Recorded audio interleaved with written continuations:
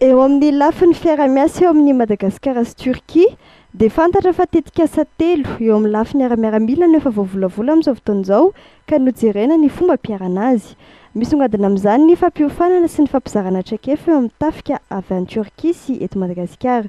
Isan'ny teboka lehibe noresahana moa nandritra ny feonan'ny ambasador ny Turquie eto Madagasikara, Andriamatoa Volkan Turk-Vural sy ny praiminisitra ny Général Jean Ravelonarivo androany. Voaresaka ihany koa ireo siam-piariana hafa toy ny fizahan-tany sy ny fitaterana. Ici an'le compagnie zany fitaterana turc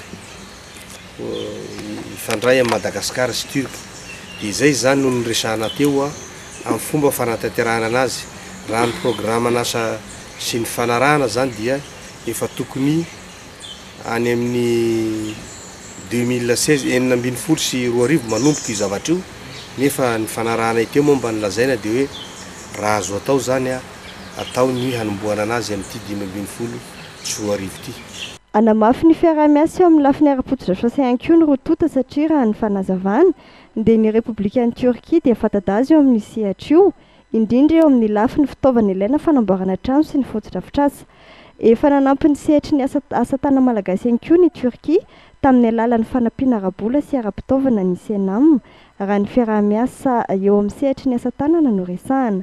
Nanamafy moa ny ambasador ny Turquie fa vonina hanampy an'i Madagasikara amin'ny fanatanterahana ny politika pirenena fampandrosoana na ny PND ka hanome ny traikefa eo amin'ny siam-piariana mampatanjaka azy.